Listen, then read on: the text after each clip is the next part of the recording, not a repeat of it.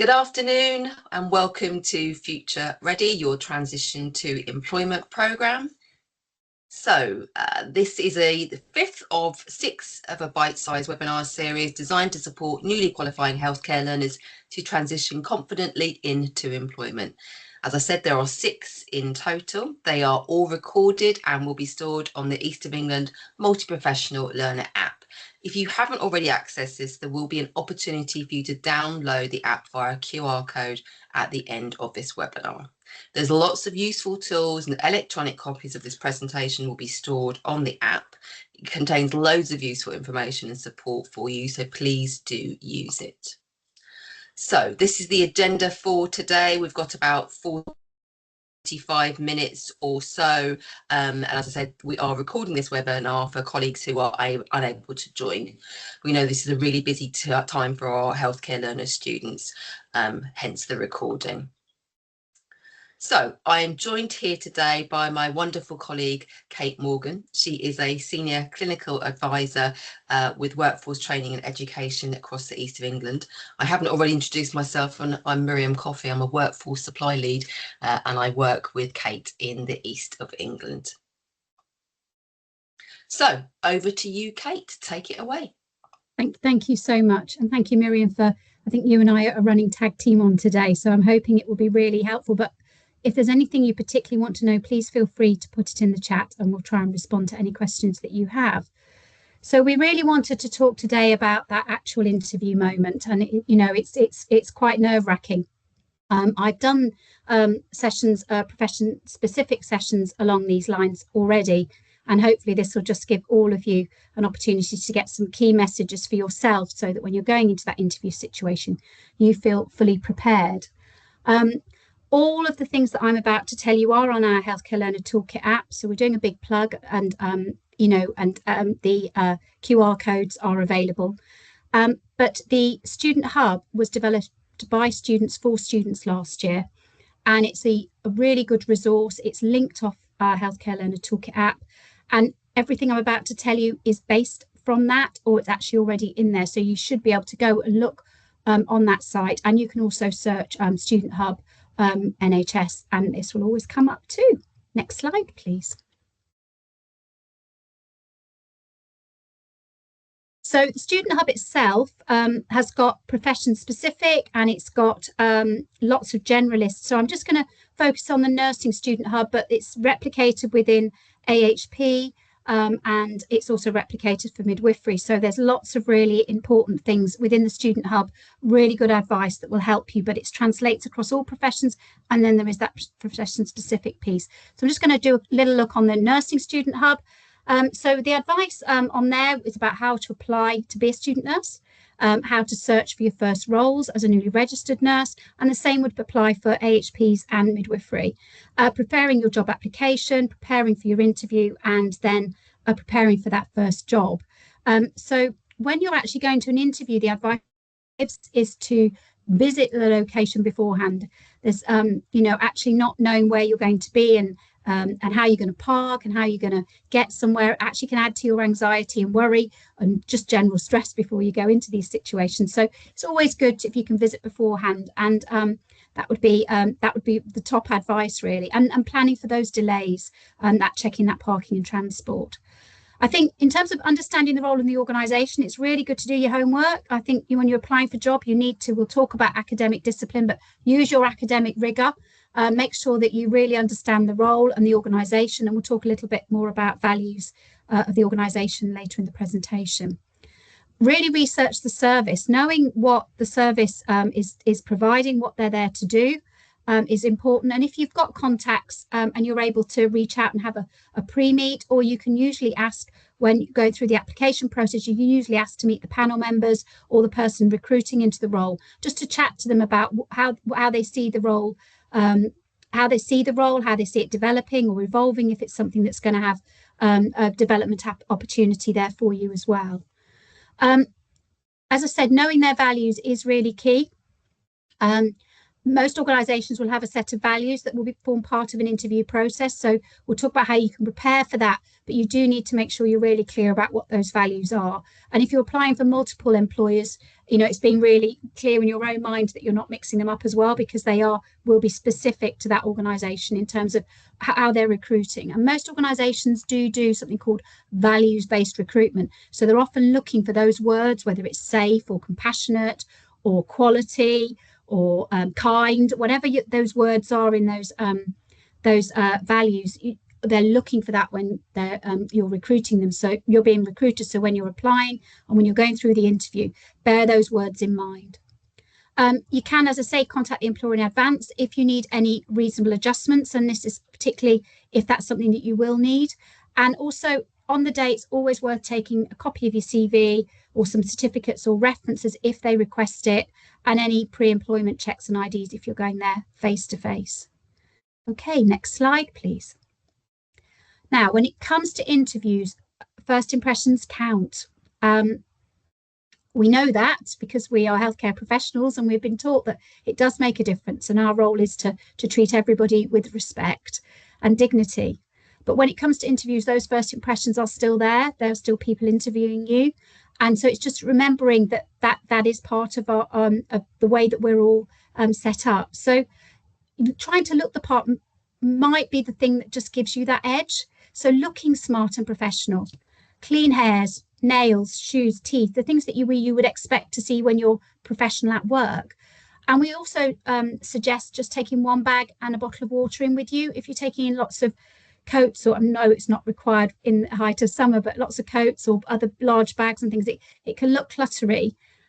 So if you can go in looking very professional and smart, that really does help. And even if you're on screen, it's still really important, that's smart and professional. Again, you remember that you could be in a room on a screen, and that screen could be the size of a very large monitor, or it could be a full pull down projector screen. So you might think that you're looking lovely, but actually you're going to get blown up rather like a movie star. So just remember that on the screen, when you're going for the interviews, particularly when you're on screens. And always set up and be ready to join the call on time, and have a drink of water at hand, which we talked about at the start. Thank you. Next slide, please. Okay, so I'm going to do this now. I'm going to start by taking a breath. And you have everything you need. You've undertaken your program. You are going to be a registered healthcare professional. So you have everything you need to get this job.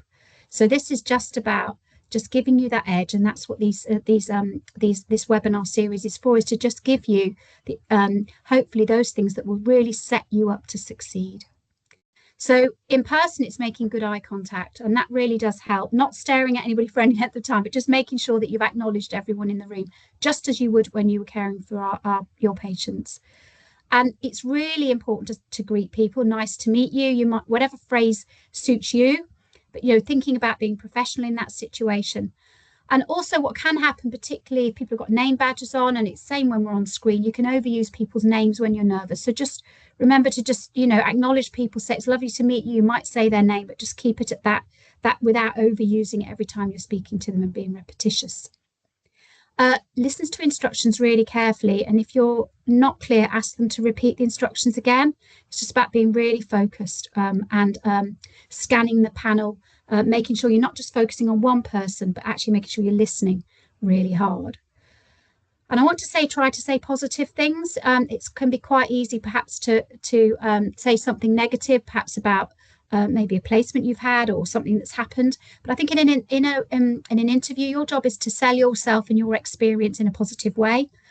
So when we go through some of the questions later, you'll understand how you can perhaps do that, because even when things don't go to plan, it's about making the learning opportunity shine through when things don't go well.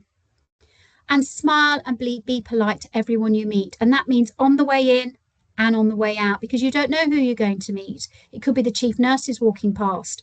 And, it's really important that you look engaged and professional, and that you communicate in a way that is polite and welcoming, even though you are the visitor. And I think if you can practice this, and, it's often about just making sure that you've got that I suppose that little excitement inside you before you're going into an interview, that you don't let it make your face look anxious or worried, just try and relax before you go in. So when you're meeting everybody, you're kind of seeing that as part of the interview itself. Now, when you're on screen, do engage and look at the screen. Nice to meet you. Again, great phrase. Don't overuse people's names. Listen to instructions carefully. Try to say those positive things. And again, smile and be polite. Next slide, please. How to manage those nerves. So I'm going to say this to you today. It's really important to go and ask for some support early. If you're somebody you know gets anxious in interviews, it's a really good idea to get some practice in. So get to know what adrenaline does to you and what your coping mechanisms are. And if you need some help with that, asking your personal tutor, your practice assessor or supervisors in practice, because they'll have all been through it themselves, but also do reach out to people that you trust, people in your cohort and in your wider life to help you to start thinking about what support you might need so that you can manage that adrenaline. Deep breathing often works, that whole 7-11, breathing in for 7 and out for 11, or that box breathing where you're in for 4, hold for 4, out for 4, hold for 4. Just getting your breathing under control can really help you manage that adrenaline rush. It's really good to sit up straight. It does make a difference. It helps with your breathing and stops you taking shorter breaths. So thinking about your posture and sitting up straight in a relaxed way so that you're not sitting cross-legged and folding your arms, that you're actually consciously making sure that you sit up straight and that you sit in a relaxed way. And staying well hydrated and, 24 hours before, just make sure you're drinking plenty. Dehydration, we know, can make a big difference to how we perform. And I know you'll be feeling nervous, and I know meals might not feel like the priority, but just making sure you're eating and drinking well, but that hydration is important. And there's 5 ways to give yourself time to think in those interview questions. And that drink of water, which I'm going to take now, really slows the conversation down and just gives your mind a chance to catch up. So taking a drink of water just buys you some time. And you can also try saying phrases like, can you please repeat the question, to give yourself some time. I'm a little nervous, please can you repeat the question, gives you a little bit more time. Now I think you were asking, and then perhaps paraphrase the question back for just some clarity. And that's good, or a thought-provoking or an interesting question. You probably heard people use these kind of phrases. Again, just buying yourself some time while your brain has a chance to think about how you want to respond. Next slide, please. So one of the ways you can respond, and if you can start thinking like this now, it'll really stand you in good stead. And I would highly recommend that you remember STAR, which you already are. Please remember that. You're here to shine in this interview. So thinking about when you're answering a question, think about the situation you had to deal with. Think about the task you were given to do. Think about the action you took. And then think about the results in terms of what happened and what you learned from the experience. So you should be able to structure in your mind most answers. So you're going to take that drink of water, or you're going to buy a bit of time where your brain starts to think about that task, that situation, that task, that action, and then that result. Next slide, please. So this is where Miriam and I had a really good think about how we wanted to do this next bit of the session. So there are some tricky questions, and there are some things where you have to think, what are they really asking? The one that I know that comes up quite a lot is tell me about yourself, or tell me why you want the job, or we'll go through that one with you. We've got another one, which is tell me about a time something went wrong.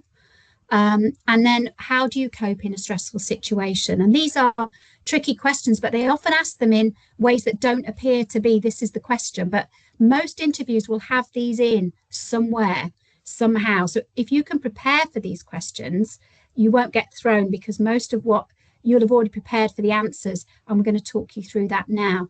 If there's any other tricky questions that you have thought of, please feel free to put them in the chat if any of you have been for interviews already.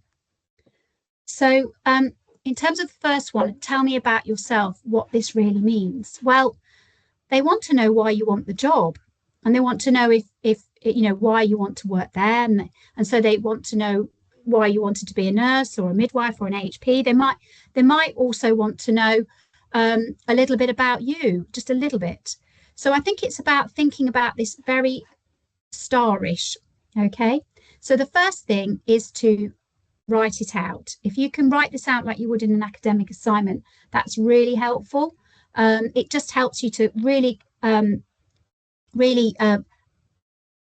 get this one so it's really scripted, so you've got this one right. This is probably going to be the question they ask you when you first get into the interview. So memorizing it's really important. Obviously, don't take it into the interview with you.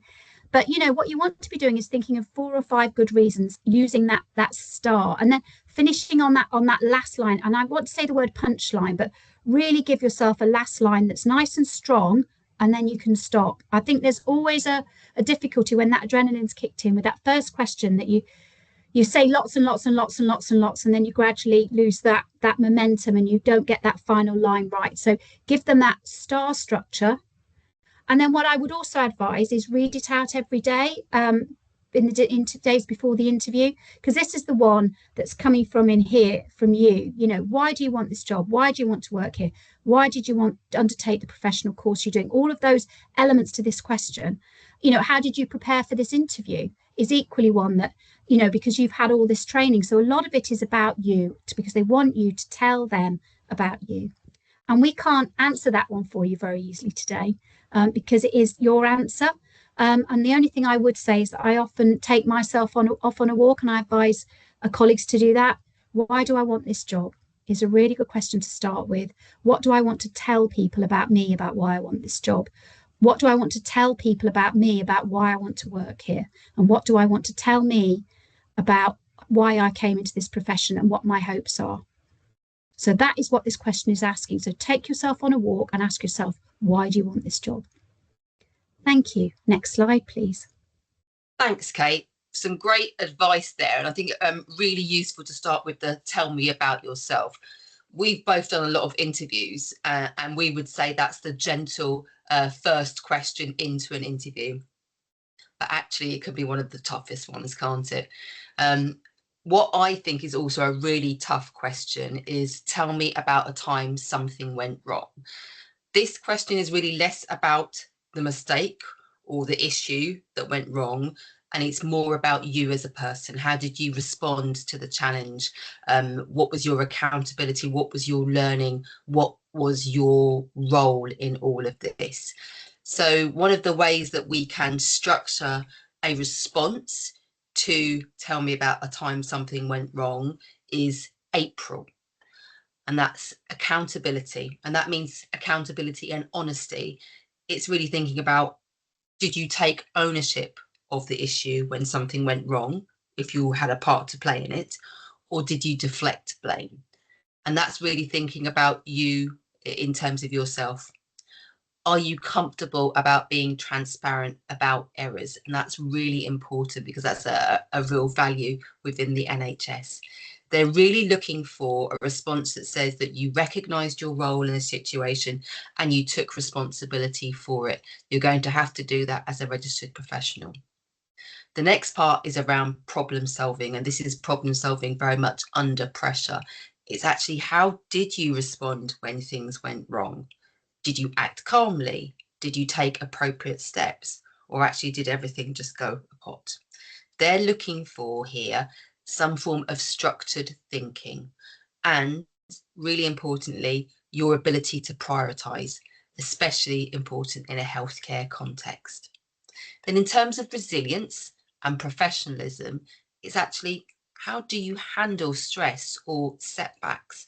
We all have stressful situations, and we will all have setbacks within our careers, but it's actually the mark of the person who knows what to do with that. You pick yourself up and you move on again. So it's about, how did you stay constructive in this situation? Then we have impact awareness. And actually, when things went wrong, did you fully understand the consequences? Was there any patient harm? Was there any impact to your team, to the service, in fact? And then there's an issue around mitigation. Actually, the risks that you identified, did you manage to mitigate them? Did you reduce them appropriately? And this really shows that you as a professional are mature and you're thinking in a systems way. In terms of learning and improvement, the issue is when something went wrong, okay, it went wrong. You took steps to mitigate, but actually, what did you learn as a consequence of this? And what did you change going forward? Was it something about the way you reacted, or is there something that you can do to support your team or service to work differently? And actually, this is the most important part of this question, especially in NHS roles, because this is where it shows continuous improvement, patient safety, and that your learning culture is absolutely critical. And continuing professional development is a major part of being a healthcare professional. So again, thinking about what Kate said there about STAR, I would encourage you for this question to use STAR, but also reflection. So in terms of your situation, brief context of what was going on. In terms of the task, your responsibility, the action, what you did when it went wrong, and then results, the outcome, and be honest if it's imperfect. The reflection, again, the most important part is what did you learn and what did you change as a consequence? Again, reflecting on what Kate said earlier, avoid negatives. So avoid blaming other people. Don't say, oh, nothing went wrong, because that's not realistic. That's not life. Avoid choosing a really trivial example with no learning, because actually that's not going to show you the depth of who you are. And again, overly negative answers without recovery are going to show you're not thinking in a systems way. So back to you now, Kate. Thank you very much. And I think that learning is so important. And we're now moving on to how do you cope in a stressful situation? And a lot of how we deal with stress and how we cope with it is about learning to manage ourselves. And if we can learn to manage ourselves, then we can care for other people. So in many ways, this is the tricky question. And we really hope that these three are going to be really useful to you going forward when you're in interview situations. So what this really means is, what strategies do you use to manage your stress? Tell us about a time when you cared for a deteriorating patient or a challenging situation, and how you then went away and managed that stress, how you dealt with a patient, how you dealt with a relative who was complaining, or really their behavior was such that you need to de-escalate them. All of those things are about how you manage stressful situations. So although they may be asking how do you cope in a stressful situation, they're also asking you about the event that you were in. So again, as Miriam said, choose a really good one. Choose something that you've really had an impact on and you can demonstrate that learning.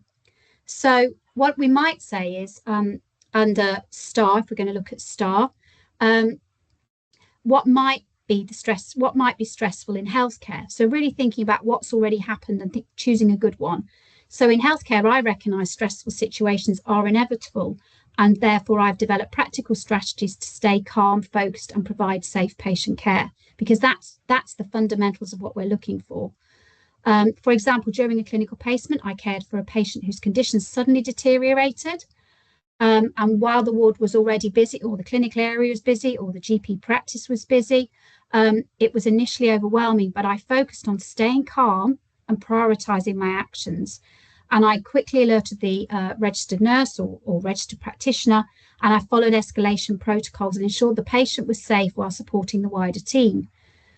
Now, there's something that you can say about that situation. Now, those practical strategies that help you stay calm and focused and provide that safe patient care is probably the bit that you just need to do a little bit of a deep dive on now, because you've given that situation, you know what you were asked to do, and you dealt with it, you did that well, but then you need to be thinking about that A.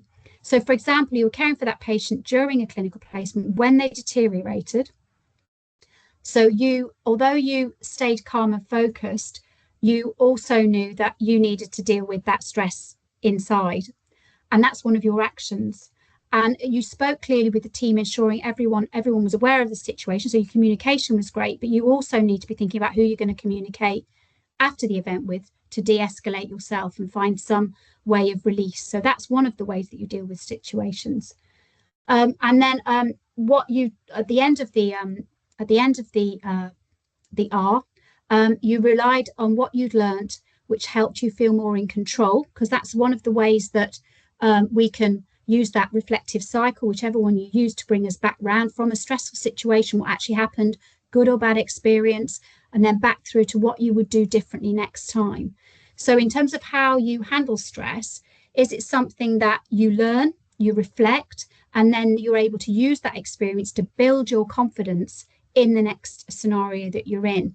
So you could give an example of a deteriorating patient. You could talk about what practical strategy you put in place to support you and stay calm and focused. You could give a very clear example of what happened and how they deteriorated, how you managed that stress, and then that you were able to raise the alarm and then received feedback at the end of that R to make sure that you also got some feedback on how you did to build your confidence next time. So I hope that was helpful. It's how you use that star to almost tell the story of a deteriorating patient, but also tell the story of you and how you've managed it. And I also think there's also tell us a bit about you in this. I think there's also that element of how you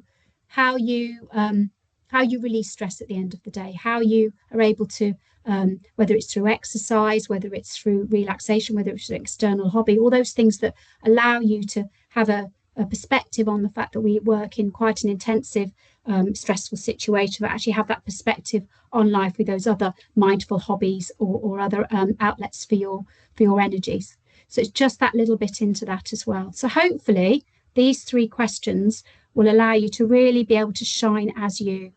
And I think we've got something in the chat as well from one of our colleagues, which we will pick up towards the end, if that's okay. Thank you. Okay, so there's some examples from your experience that will really help you shine if you rehearse them. So, as you have prepared for your assignments, as you've prepared for placement, this is about preparing for you in your future career. So we've done the 3 tricky questions, but actually some of these are underpinned by things that you've had experience of in terms of leadership or working in a multidisciplinary team. And it's really good if you can have an example perhaps from several of these. And what you'll find is that you can rehearse your example because you've got that star framework. You've actually got an example ready to go. And so you might want to think about a patient safety incident. We've talked about that and how you dealt with that from a stress perspective. But you might want to think about a patient safety incident at learning because it didn't go right, as Miriam said. Escalating a concern also falls into those patient safety issues. And managing that deteriorating patient, we've shown how that could sit under stressful situations, how it could sit under that patient safety concern. And then again, when something went wrong, or your clinical experience that you're most proud of. And again, that might fall into that first question, tell us about yourself, because you might want to share something that was you're really proud of. Conflict management, again, we've put that into that stressful situation. But if you can get some clear scenarios ready to go that you've rehearsed, perhaps under that star, then most of the questions will allow you to adapt. And you've probably got those ready to go because having an example ready to answer a question will just take that bit of the story away from you and you won't have to worry about it because you've got that already packed away in your memory and it's ready to go on the day. And that question around equity, diversity, and inclusion as an example may also come up, whether you want to make that around a patient, about a team where you've seen it work really well in terms of how they've cared for patients and different client groups across across an age range or a breadth of cultural diversity, and making sure that you've got that one really well rehearsed. And that's also probably one you might want to discuss with your personal tutor and perhaps with your practice assessor or supervisor as well. And then I think we spoke of earlier around the organisation's values. Each organisation will have between 3 and 5 words that are their values, and they will often ask for, whether it's on the application or whether it's in the interview, an example of when you have demonstrated it. So when you go into your interview, make sure you've got a clear example of when you've demonstrated those values and make sure that you've really learnt them. And again, I would be practicing these, as you get clean, getting up in the morning, or an activity every day when you perhaps putting the kettle on, just make sure you've got them ready for each organisation. Next slide, please. Okay, so Miriam, you and I then went and had a look on the hub and also used our own experience to think about some other questions that might come up. So we thought we'd have a go and see how we both did between ourselves. So Miriam's kindly agreed to be the interviewer. So I'm going to have a go, and this is literally unrehearsed. So you are just getting it as it comes. I hope that's okay. Kate, I want you to cast your mind back. You are about to qualify as a nurse. This is your first interview for a job, and I'm a matron on a ward. Your question is, where do you see yourself in 5 years, Kate? So if I think about the STAR model, just making sure we're really clear. Where do I see myself in 5 years? That's a very good question.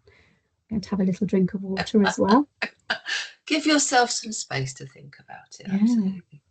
So I know that I am really interested in ophthalmic nursing. So one of the reasons that I came into this post was to apply for this post, was to demonstrate my commitment and my drive to work in ophthalmic nursing. I was really fortunate that I lived with an 82-year-old blind lady in my final year at university, and it gave me real insight into how people with a sight disability can live a really well rewarding life. And she was a fellow of the Royal College of Music and played the piano beautifully and taught, which was fantastic. And I loved living with her. So in terms of what I want to do in the next 5 years, I would really like to do my ophthalmic nursing course, and I'd really like to strengthen that experience, and that's where I see myself specialising. So I'm really delighted to be at interview today to start on that journey, and I would welcome any professional development during my time if I'm successful in this post. Kate, that's fantastic. You told us who you are, why you came into student nursing, where you want to be, so it shows us your commitment and your motivation, and that continuing professional development piece, which is absolutely aligned with your future career pathway, but also what our regulator needs in terms of the Nursing and Midwifery Council. That's wonderful. So you can see here other kind of STAR responses around how do you work as part of a multidisciplinary team? Tell us about a time when you've ensured patient safety whilst undertaking medication management. And these are all issues that we anticipate and expect you to be able to respond to at interview on the point of qualification. Kate, can I ask you one more question? You can. And ask you to use the STAR model. Absolutely. It's, how do you provide patients with dignity and respect? I think that's a crucial question.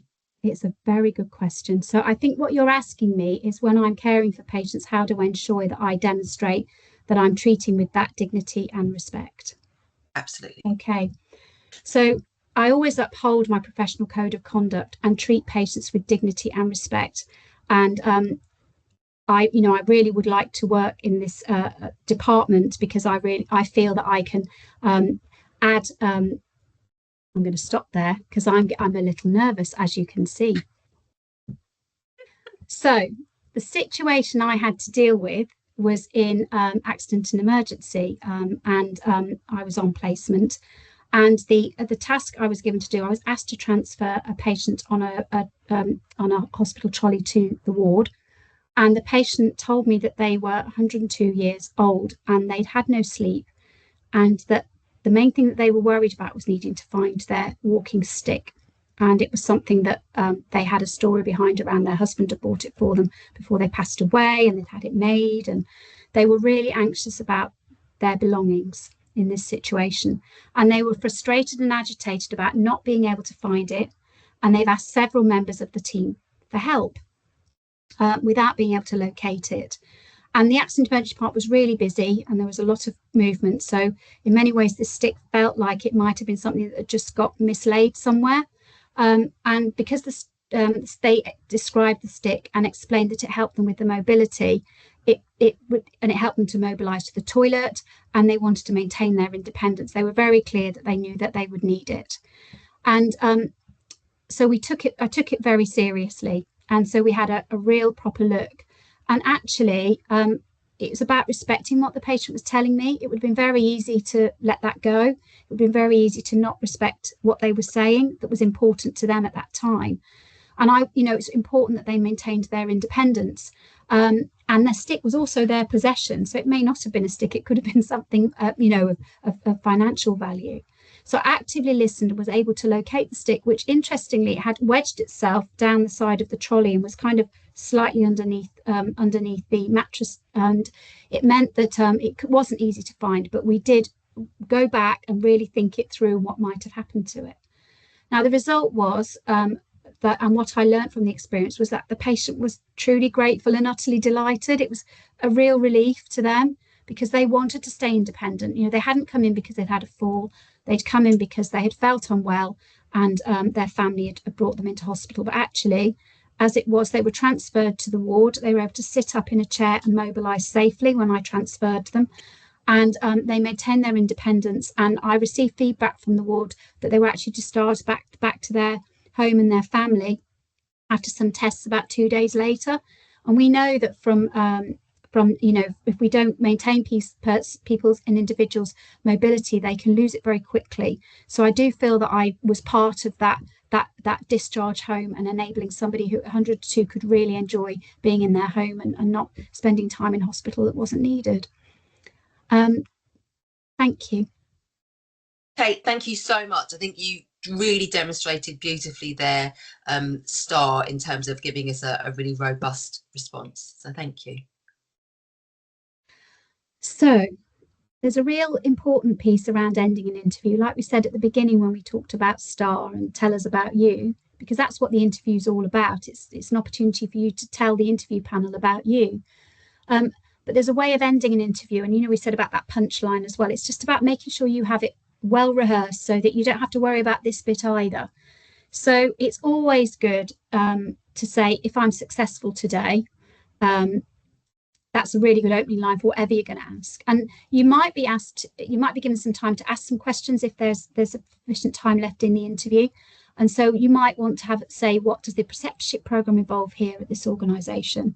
Or you might want to ask, how does the team support continued professional development opportunities, which we spoke about earlier? There's a load of other questions you can ask actually on the hub. So do have a look and see which ones really would interest you. But that opening line of if I'm successful today is always a good one to start. And if the panel don't tell you, you should always ask before you leave the room or the screen, when will you be contacting me to let me know the outcome of today? Because there's nothing quite like waiting for that call or waiting for that text or waiting for that email. And, you know, in terms of managing your stress, you know, we spoke about that quite a bit throughout this presentation. It's something that means that you can control a little bit about when you will know the outcome of the interview. And then this is something you will need to personalise for you and really think about how you want people to end so they really know who you are. End it with a phrase that just feels right. So it might be, I would like to thank you for this opportunity. I've very much enjoyed this interview and I'm very interested in being appointed to this role. But, you know, have a think about what you would say, what you would feel comfortable with, and talk to your personal tutor and to your practice assessors and supervisors and educators in practice and to your friends and family. And get that rehearsed as well. And I think the main message we hope that you've heard is rehearse, rehearse, rehearse. If you can talk to yourself on your phone, you know that you've got a record button on mobile phones. You can share some of the things you might want to say with respected colleagues, as we've spoken about. But actually speaking it out loud, writing it, really all helps you to have this ready for that interview and take some of the pressure off, because you know you've already got that one nailed. Thank you. And I think, Kate, I hope our healthcare learners can appreciate that this is not something that we are just saying. This is something that we actively do every time we go on a job interview. So, for example, I will always have 5 or 6 examples that I can fit in around those tricky questions. I will always use the STAR. I will always end with, thank you so much for inviting me for interview today. It's been a pleasure meeting with you. And if I don't see you again, I wish you very well with this appointment. So that almost puts in their mind, oh, she was so lovely that even if she doesn't get something else. So I do think there is something about that natural positivity, that preparedness that Kate is talking about, that will really stand you in good stead. And as I said, Kate and I use this every time we go for a job interview. So we're coming towards the end of this webinar now. Hopefully you have already got the Healthcare Learner app, and certainly if you're watching this as a pre-recorded webinar, you have it as well. But we have a plea here, and that is for you to share this link and these QR codes with as many of your peers and colleagues as possible. The Healthcare Learner app is a wonderful resource started here in the east of England, and as Kate and I said right at the beginning, all of the webinars within Future Ready are stored on the app, so please do access and share as much as possible. So all that I have left to say now is thank you for joining myself and Kate. It's been a pleasure presenting this information to you. Hope you found it useful. And there is a QR question here in terms of an evaluation of this webinar. So please do scan this and do give us an evaluation. I'm just going to look here at the chat now, Kate, in terms of Sarah has given us a question. And she was saying, for the previous question, what type of example do you want? You said something, not something trivial. Can you give an example? I think we probably answered that subsequently. But Sarah, if you feel we didn't, please just give me a reaction or a hands up, or take yourself off mute. And if there's any other questions, please do let us know. I'd be really grateful to receive them and try and answer them today. Okay, I don't see any more hands, and I don't see any more questions in the chat. As I said, a big thank you from Kate and myself. We wish you all of the best of luck. Please do, if you haven't already, download the rest of the Future Ready series, a series of 6, just giving you that edge, if you like, in terms of obtaining that interview and obtaining your first job. Take care. Thank you so much. Bye-bye.